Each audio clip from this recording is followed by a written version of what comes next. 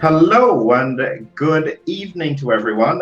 This is a bit late in the night in the UK, but this was such a tremendous opportunity for me to speak with Professor Erwin Lowe from Australia that I couldn't resist the opportunity to do it even at this time. So, with great pleasure, I welcome Professor Erwin Lowe. Do you mind if I just call you Erwin? Call me Erwin, yeah, definitely. Yes, that's wonderful. Listen, that. I really appreciate this. We have spent easily over a month trying to coordinate this meeting. We have. I think it would be easier for me to get through to Joe Biden. Yeah, so it's a great pleasure to talk with you, Erwin. And listen, a part of the process here is to get to know you and to get some of your connections to know you as well, okay?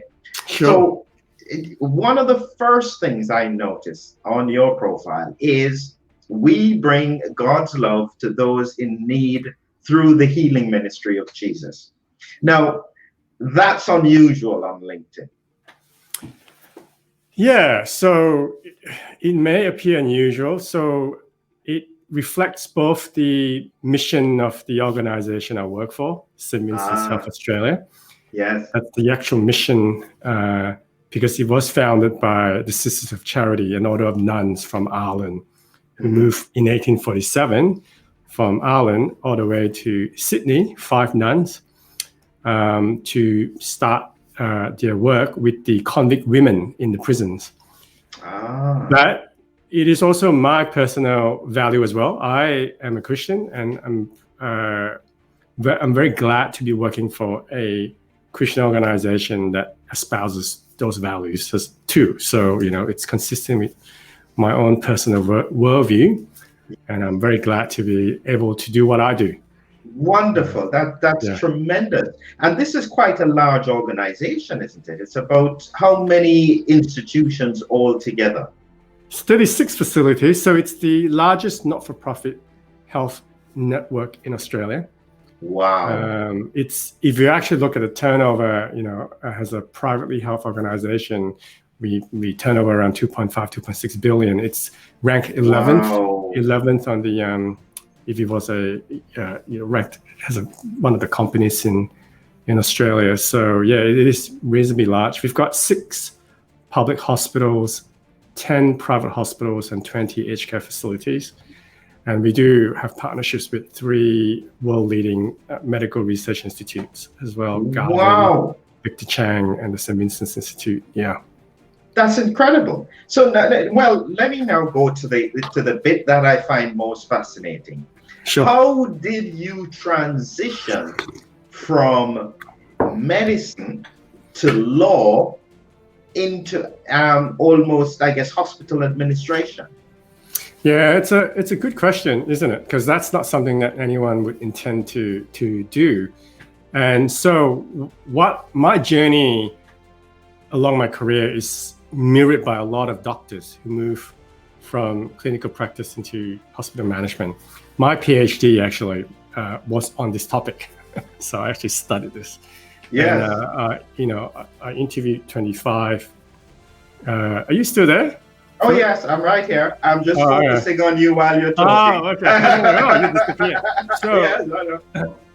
When I did my PhD, I interviewed 25 doctors who had moved from clinical practice into being hospital CEOs or chief medical officers, and 100% of them did not plan to do that. And it was the same in my experience as well. So how I ended up where I am is that I initially did medicine because I wanted to have a career to help people at the time. And I also managed to get the marks to do it. And as you would do when you are young, you kind of, if you're not exactly sure what you want to embark on as a career, you kind of pick the one that's the hardest to get into, which at the time was the medical degree at the University of Melbourne.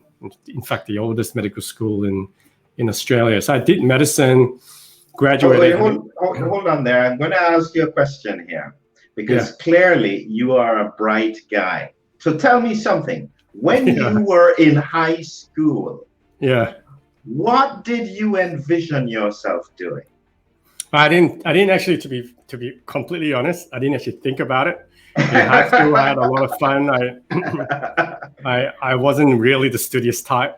I went to a public school actually, so I didn't go to a private school. It was the local high school, and really crammed before the exams, and somehow managed to kind of. So you didn't actually have a picture of. So when you got into medicine, had you thought about this is what I really want to do? Yeah, no. When I got in there, I really enjoyed it. I have to say, it was a big shock for me when I was in high school to cruise and do the minimum and actually get by, and thinking to myself, as you say, oh yeah, Erwin, you must be a smart guy. That was what I was thinking. I must be a smart guy. But when you get into medical school, actually, from being at the top of your school, you came down to becoming average, or even probably below average, to be honest.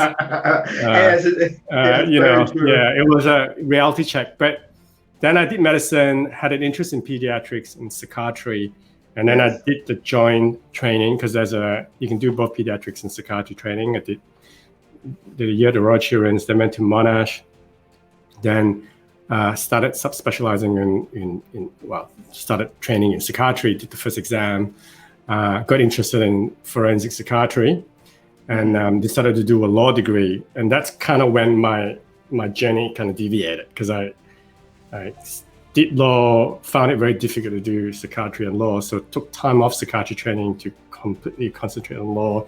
When I finished law, I got offered a job in a law firm, and I thought, well, this is a good opportunity. So I did 2 years as a lawyer, full-time in health law, insurance. It was a lot of fun, but I missed medicine, and I wanted to come back in, because I missed the hospital setting. So I thought to myself at the time, what could I do to combine medicine and law? And management was an area in Australia, as it is now in the UK. Medical leadership and management is a specialty that you can actually train in. So I did that training. I did an MBA, and the rest is history. Wow. So in effect, you're kind of like what we would describe as a polymed. So you have multiple interests in medicine. Yeah. And you have kind of combined it all into one beautiful thing. It's that people, there's a term, right? Something of all things, but master of none. That's kind of me. I like to dabble in them. It's like musical instruments. I gotta play everything. That's right. I'm good at anything. I just kind of have fun. So that's tremendous. So that has led you now where you are today. So now here is the thing. Let's go right into the biggie. So you would have been at the center of thinking about how to manage COVID. This is the biggest challenge for this century so far. Yes. How do you think Australia has done? Well, I think Australia has done remarkably well. I think at this point in history, Australia is probably a world leader in how it has responded to COVID-19. And you don't have to look at anything else except the results of all the measures that have been taken. People can debate in terms of whether we went too hard, whether it was too restrictive. But I think based on where we are today, I think we've done remarkably well. And you got to understand in Australia being a large country in terms of its landmass, and because it's a continent really, you can't really look at it as a single country. You got to look at the different states. So the state that I'm in Victoria, because I'm in Melbourne, it's the state that's been the most badly hit with the second wave. So we had two waves in the country. The first wave was mainly in Sydney, actually. And during the first wave, the country went for a what they call a robust suppression strategy instead of elimination or eradication, which is the strategy that New Zealand went down. And that actually did so well that in most states after the first wave, the virus was eliminated. It was there were no cases in a lot of our states. It still was brewing along in New South Wales and Victoria because those are the two most populous states. And then the second wave only really happened because of a failure in the hotel quarantine border control system. And there's still a judge-led inquiry around it. Like there's they're still reviewing as to what exactly happened. And we have had lots of public servants resign from the jobs recently. So this is an important question then. Is it possible to keep it out of the way? Is it possible to keep it out of the way? So in the same way, if you make one error with regards to the movement of people coming into the country, you could end up with it going all over the country again. You could have a third wave again, yes. So without a vaccine, without herd immunity, there is always that risk, and it is a real risk. And we saw that happen in South Australia, in Adelaide, when similarly, it was a potential breach in border control measures. There was hotel quarantine, and a hotel quarantine staff member caught the virus and brought it into the community. And so right now in Adelaide, there is some community transmission. When they had eliminated it for months, to be honest, they had 0 cases for a long time. Wow. So you're right. It's all it takes is one case, one human error, for another wave to happen. Now that doesn't mean that you don't try your best to suppress the transmission. Absolutely, yes. Scientific evidence, which yes, today still tells you that if you wear masks, if you have social distancing or physical distancing, if you isolate and quarantine, if you do mass contact tracing, test and isolate the people that are close contacts, you will get the transmission under control. There's no question about it. I think the UK is trying to do that as best as it can without going too far, without trying to completely eliminate it. Because there comes to a point where unless you really shut the whole country down for 2 months, which is what you guys did. Melbourne was shut down for 4 months, because they shut down after the first wave. During the first wave, we shut down. We loosened up. I remember this because we were locked down for 2 months initially, and then we had a break of about 3 weeks where it was blessed freedom. We went out. I remember going to the shopping center and wow, this is weird. And then the second wave happened, and then we had to shut down again very, very quickly. And we saw it before our eyes. Within 1 week, we went from 20 cases to almost 700. I mean, bang, bang, bang, it was exponential. And the public health unit, which I actually went in personally to help out. I got members of my team to go in to help out because they basically did not have enough people to do contact tracing. You can do effective contact tracing with around 100 cases in the community. You get to 200, you pushed. 700 means it is out of control. You kind of need to have. You have to lock. Wow, that's interesting. So you're saying that beyond 200 cases, it gets much harder. Yes, I can imagine. Unless you have a big team, and at our peak we had thousands of contact tracers, but initially we did not have the manpower because the system wasn't designed to have to make so many phone calls and investigate so many cases. That's the issue. And the interesting thing is that, which is what the UK, Europe now, and the US is struggling with, is ensuring that you don't have so many cases that it overwhelms the health system, because there is a lag time, right? So you've got this. The thing about COVID is that it's insidious because there is always a lag in terms of what you do today and the effect that you'll have on the hospital system and ICUs later on. So because it's got an incubation of 2 weeks, whatever measures you put in today, you're not going to see any effect until 2 weeks later. And if you're loosening restrictions, you're not going to know whether that means there are more cases than 2 weeks later. And then 2 weeks later, you get the case. And then about a week or two after that, if they get sick enough, they get in the hospital. And then about a week or two after that, they get the ICU. And then about a week or two after that, they die. Yeah. So the death might take up to 6 weeks for what you do today to your death rate. That's actually a really, really important point that people struggle to understand, and makes it so hard to make a decision where you don't know if it has worked until 6 weeks down the line.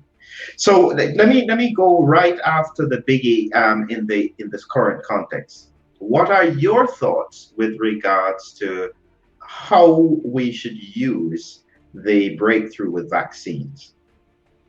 Oh, okay. So it's a great topic, the vaccines, because it's clearly one of humanity's greatest achievements in terms of science in recent history. Yes. Usually it takes 4 years, can take up to 10 years. We've done it within a year. And if you look at the speed at which we have been able to achieve this is remarkable. So right now you've got your Oxford AstraZeneca vaccine, you've got your Pfizer, BioNTech, you've got Moderna. So the Pfizer and Moderna ones are interesting because they are mRNA vaccines. Yes. It's a completely new platform, very unique and actually very elegant in the way they've decided to use actual, nucleic acids, DNA, to make your body create the antibodies necessary. And it's fascinating and amazing efficacy. I mean, 95, the latest results from Moderna, for example, was 97%. I mean, it's amazing. Then you got Oxford, which is a viral vector, chimpanzee adenovirus. Very interesting again. Now, there is some controversy around the Oxford vaccine. In fact, there are about two, really, which is interesting.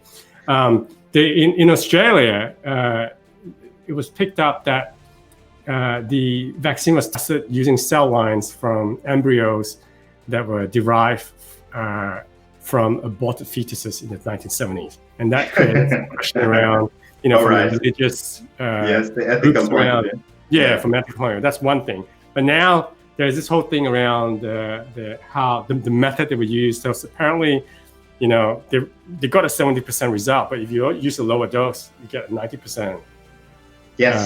So they use half the dose. That's right, which is great. But apparently there was an error. There was questions around the methods.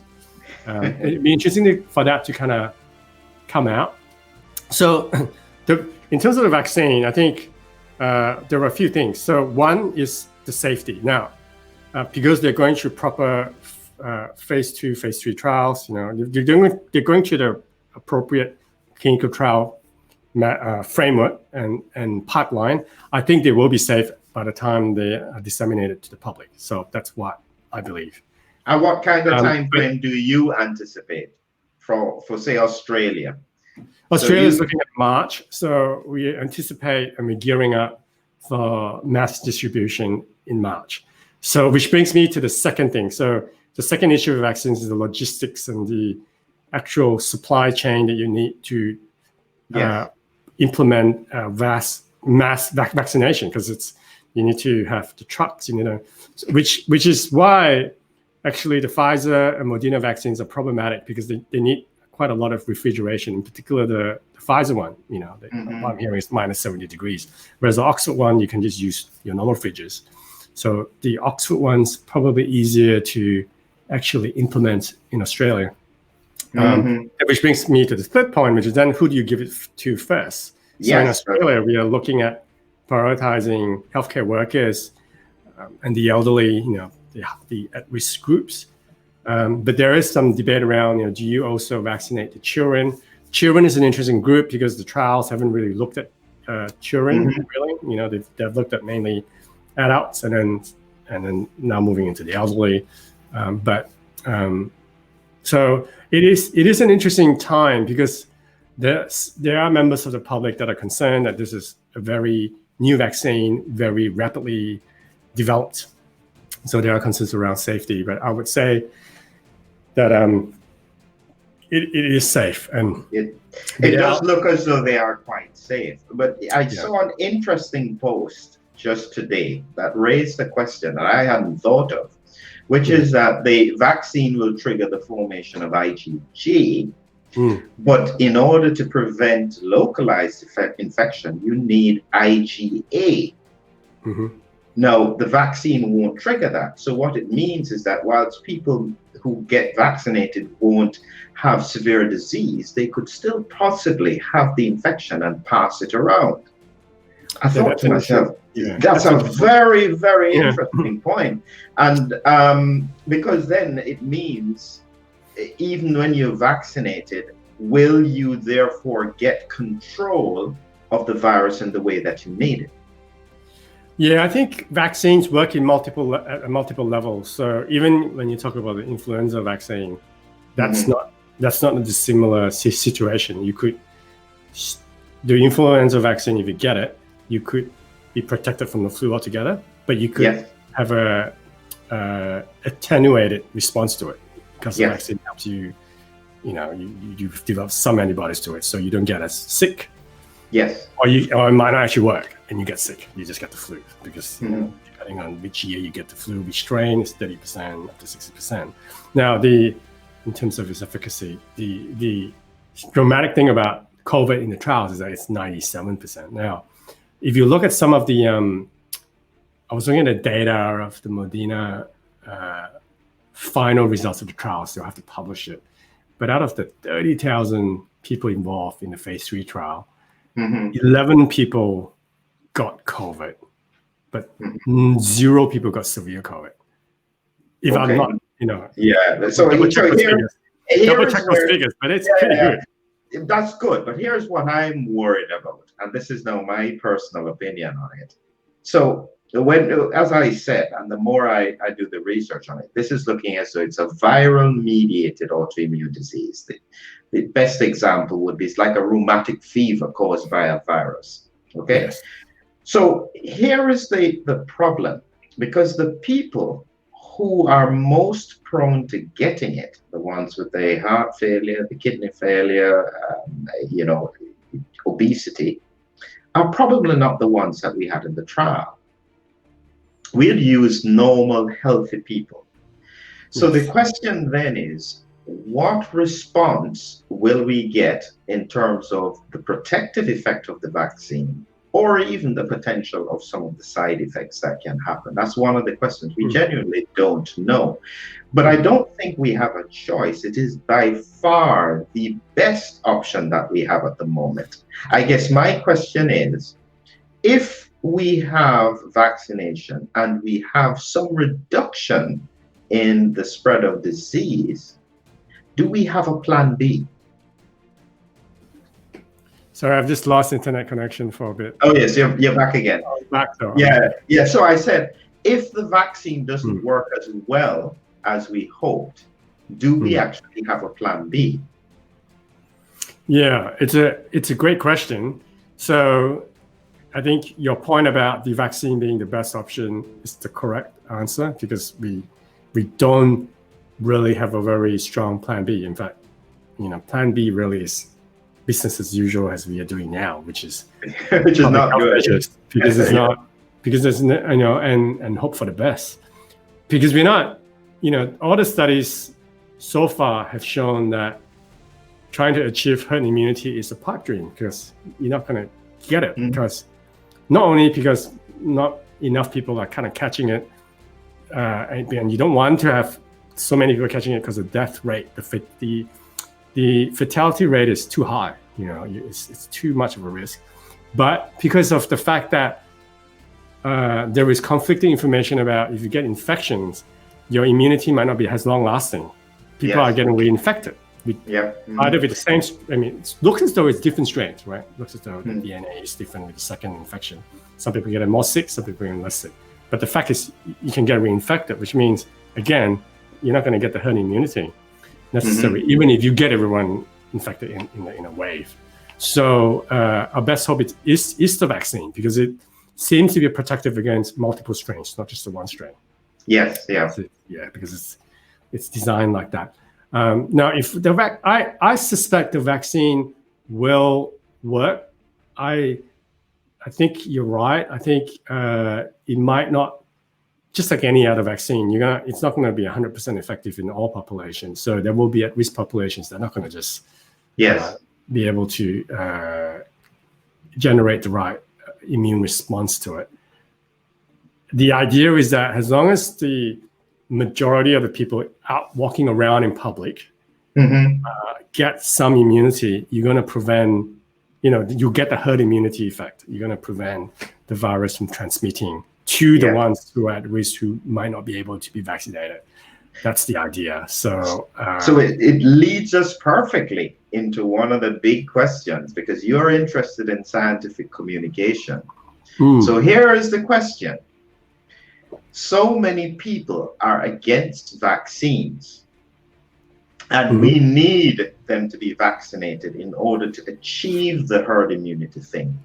How do you convince that general public who needs to be vaccinated in order for the strategy to work that this is the best route to take? Sure. It's a great question, and it's something that governments and public health organizations are dealing with. They're struggling with this.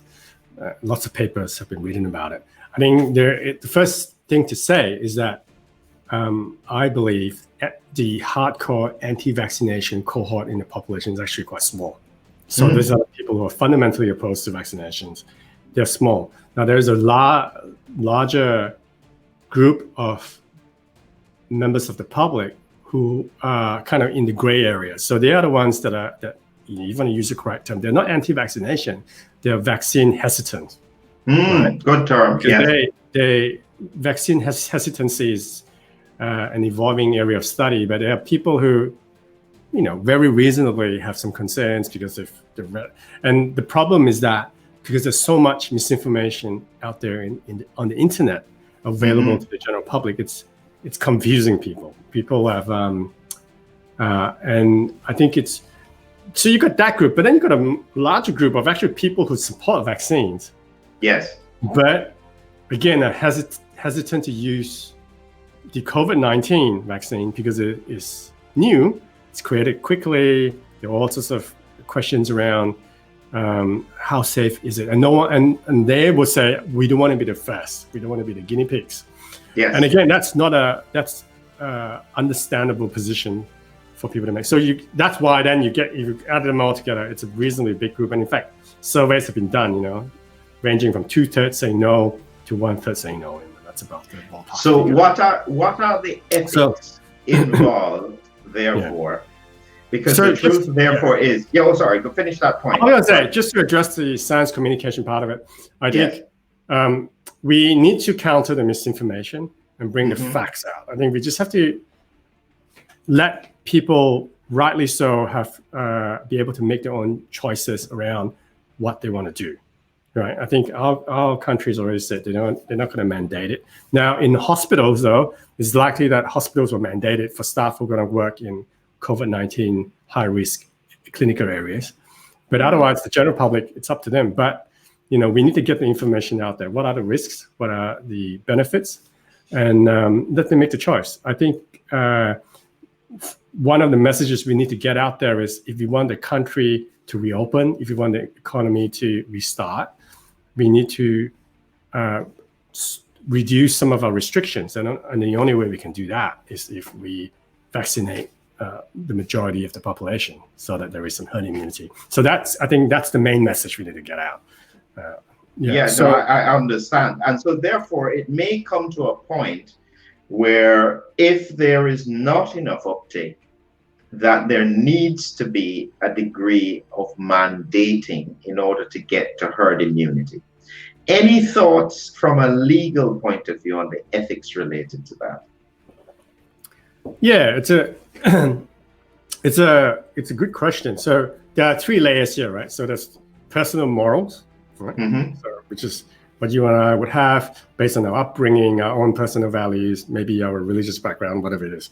Then you've got your ethics, and then you've got a law on top of that. So, and they're all different. So what might be ethical might be illegal, what might be legal might not be ethical, vice versa. So when you come out with the law, is it legal to mandate?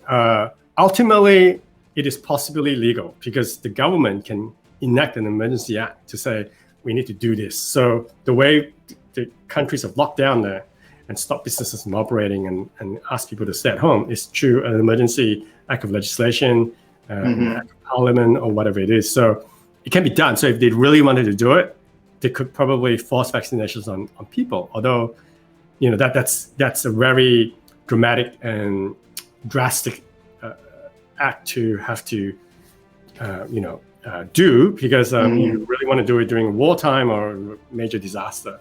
Now, during peacetime, general times, there are other ways of encouraging vaccinations without mandating it. So, for example, the government here might decide that if you don't vaccinate your children, you're not going to get welfare. You're not going to get any of the payments that you normally get. Interesting, yes. They could say that. And in the past, I think that has been the position. We have our national pediatric immunization schedule. We have a registry. If you don't get your children vaccinated, I think you don't get some of the payments. So, which is so you just still you give them the choice. But same here in the hospital, for example, we require, as an example, our aged care workers in our residential aged care facilities to have flu vaccinations. Now, if they choose not to have the flu vaccinations, they can't work. So they just can't get redeployed somewhere else, or they don't come to work because that's our policy. So again, we're not forcing it on them, but you're saying that it's essential. That's right. It is an essential part of credentialing.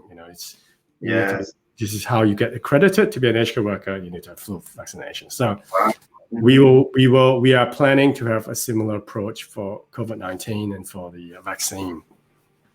That's very interesting. Yes, no, it's interesting because you see, your perspective is going to be one where you have to think of the details of this in relation to the structure and the organization that you're running, because it's essential. And I was just recently saying that one of the lessons that the Italians learned when they first had the major outbreak of COVID is that the hospital became the epicenter of the disease. And without control of the virus in the hospital environment, it's almost virtually impossible to control it in the community. Yeah. That's exactly right. Yeah. Wow, so that's fascinating. So let's take it into, as we're coming to our final point. We've gone over half hour, which is pretty good. I wanted to understand a bit about CRISPR. Now, the truth is that I've looked at it, I've read it on Wikipedia, I still don't get it. It seems complex, and critically, it seems almost like what we're doing with the mRNA antibody stuff. Am I right? Oh, no, it's quite different. CRISPR. How did you get interested in CRISPR? How did I get involved in it? So my interest in CRISPR comes out of my interest in futurology of medicine. Yeah. So future-focused new technologies and emerging developments in health, and that's because of my role, because we are introducing new technologies all the time in hospitals and health organizations, and there needs to be proper governance around it and leadership to ensure that it's done in a safe way for our patients. So, which led me to discovering CRISPR. I mean, it's very topical now, obviously, right? Because the Nobel Prize was recently won by Elizabeth Doudna and Carpentier, I think the French lady. The co-founders of CRISPR, although that's debated, actually, to be honest. It's all this different church and there's different people arguing over discovered it. Basics of it. So, CRISPR. The basics. So, CRISPR. CRISPR is an acronym. Now, it's custard something.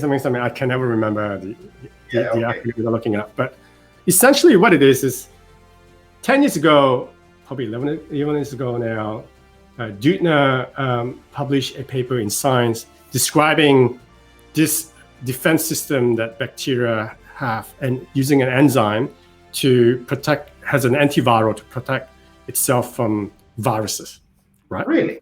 So when a virus tries to kind of infect a bacteria, the bacteria then releases this enzyme to slice the virus's DNA or RNA up.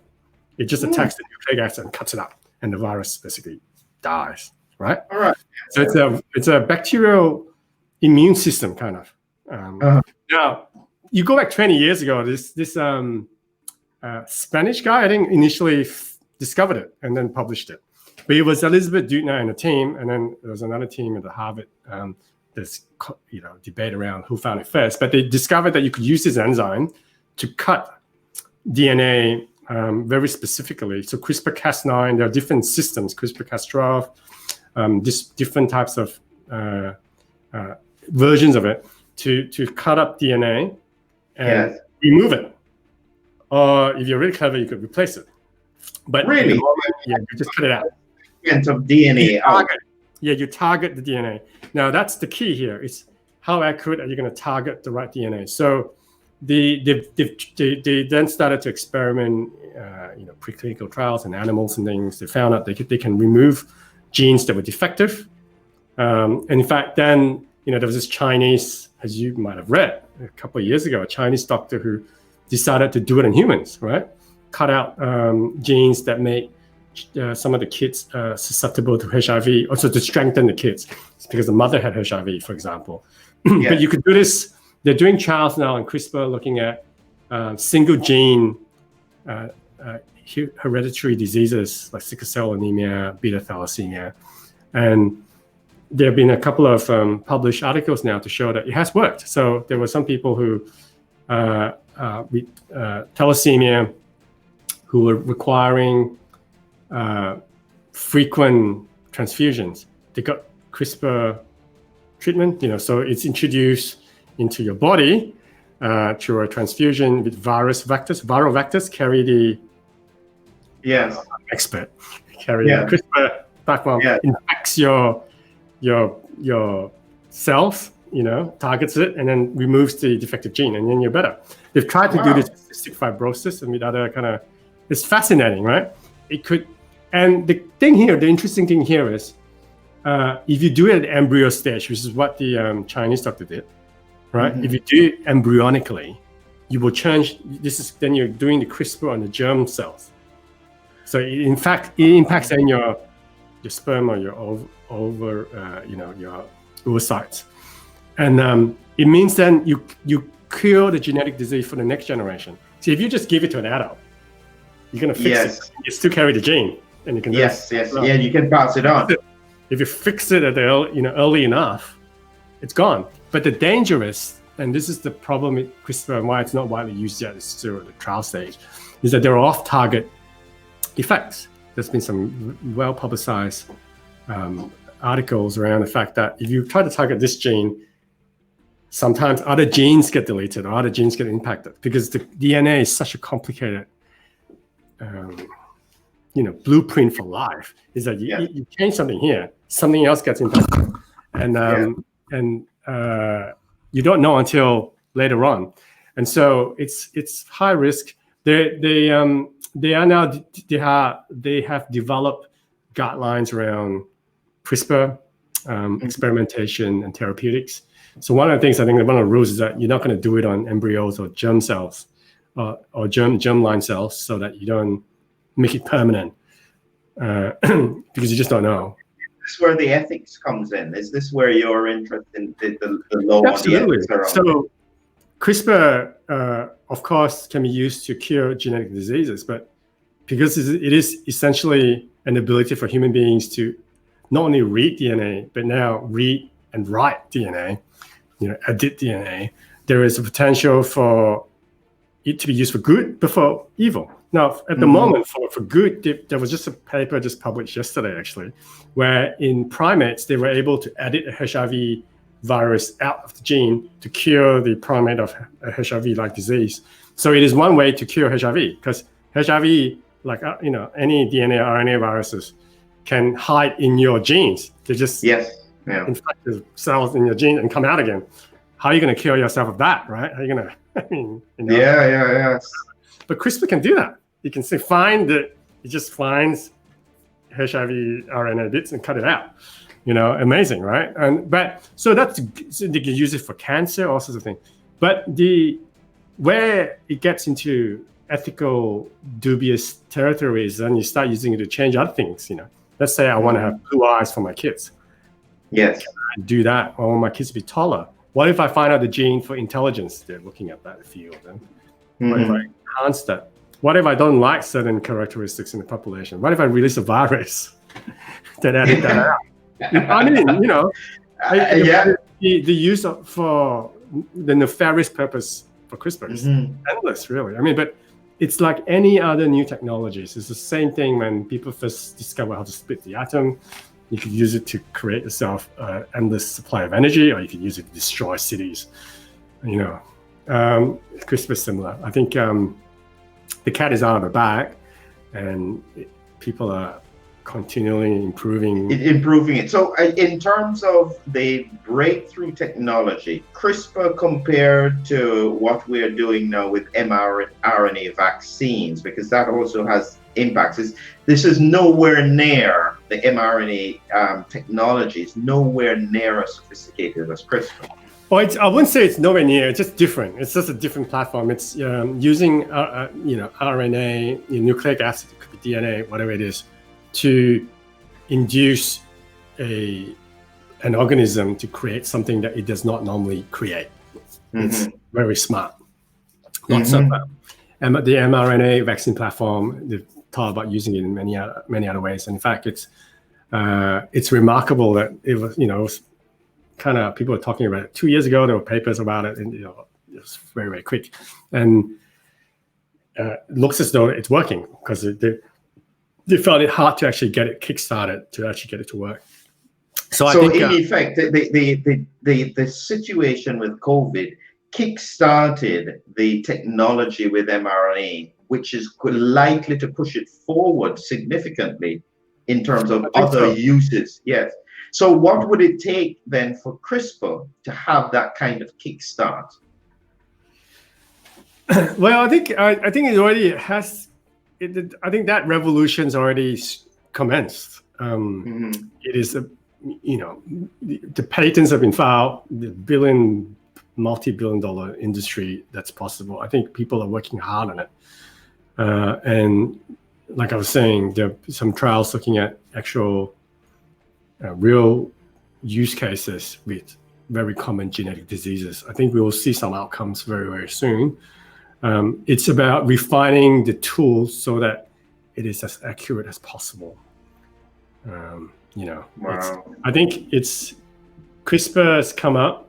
I think it's a combination of CRISPR and then AI with big data, because now you need computing power to process the DNA that you're getting to understand what you're doing. So that convergence of CRISPR AI, it's going to be very, very interesting. With big data and AI, we are now understanding what genes do what.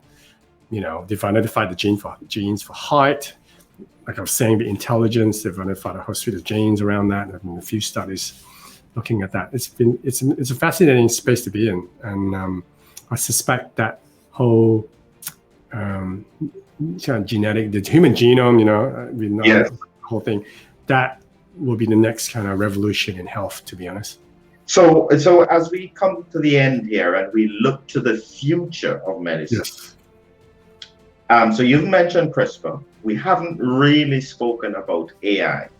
Yes.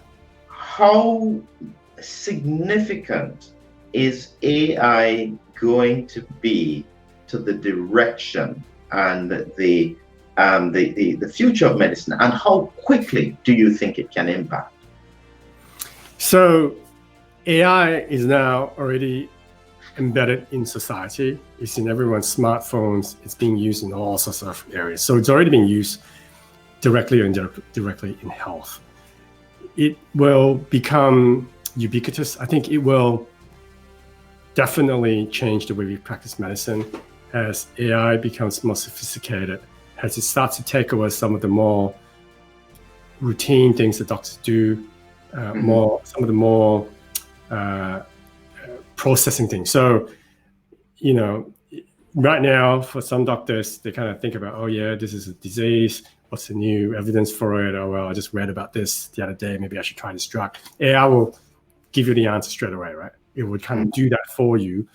And I suspect that as it becomes more clever, it will start to take over some of the diagnostic parts of what doctors would do. And then some of the more, then it will move into therapeutics, right? With the improvement in automation and robotics in surgery and in other areas, You may not even need to do any of that. So then doctors become more the kind of the caretaker of human compassion and caring that machines can't do. So they oversee, they coordinate, but then they deal with the patient so that they can spend time making sure the patient gets the actual human. Yeah, so in effect, yes, that's quite right. I have seen the principle that it's going to be more about ability to communicate. That's right. And AI supporting the diagnostics and sometimes the therapeutics, the most appropriate therapeutics. And what will never really be taken away is our ability to communicate to patients good news, bad news, complex decisions, and putting it in a way that people can understand. So that will always remain. But yes, you're right. I can see the future. And I think COVID has sped this all up so quickly. It has. And you know what? Doctors do not need to feel threatened by any of that, because that's always been the case. So with the invention of the stethoscope, invention of the BP monitor, invention of x-rays, we just take it to the next step. So before we had to listen, now, to be honest, stethoscope's probably going to go extinct, right? Now they've got all sorts of devices. You can attach your smartphone, ultrasounds and things that can give you a much better answer than. So that's probably going to go away at some point, and that's okay, because that's the nature of technology. We don't hold on to the past; we look to the future. And the key here is better outcomes for our patients. That's the bottom line. And here's a question. This is from Ivo. People are listening. Yeah, actually, surprisingly, at this hour What? So, any concerns about the long-term effects of mRNA vaccines? And great question. Great question. It's new, right? So theoretically, you shouldn't have any kind of off-target or unexpected side effects of mRNA vaccines, because it's designed to induce the production of particular proteins, essentially, and that's it. But the short answer is, because this is the first time we are really implementing it, widely, we don't know. It's the answer. It's completely new platform. It's not like the other vaccine platforms, protein-based, viral vectors, whatever it is. It's completely new. So, it's just one of the unknowns at the moment. It's one of the unknowns. Yes. It creates a very strong effect, but are there any kind of off-target things? We don't know. So far the trials seem to be telling us within a few months it's been running, no effects, but as you say, we don't know. What about 2 years' time? No one really knows. It's the same question with COVID. What's the long kind of COVID effects? We don't know either. Yeah. But we're learning a lot about it. But that's a good question. Yes. So thank you, Ivo. Well, we've come to the end here, Erwin. This is. I knew this was going to be a fascinating discussion. This is why I had to wait until I could get you. Some of the stuff I can just see from the posts that you do, the range of thinking that you have in relation to all these various things around medicine and ethics. It's just a very broad thinking. So we do need this kind of thinking for the future and where it's going to go. So thank you very much for being with us. I know this is late in the night, but the good news is that it stays on the system so people can watch it. So what you must do is, when you go back to your computer, just share the link to your audience, and then people can get a chance to listen to what you're talking about. No worries. Okay. Thank you. It's been a pleasure. Thank you. And thank you, everyone, for listening. Thank you very much, and have a great evening. Yes, thank you. Okay, then. See you later. See you later.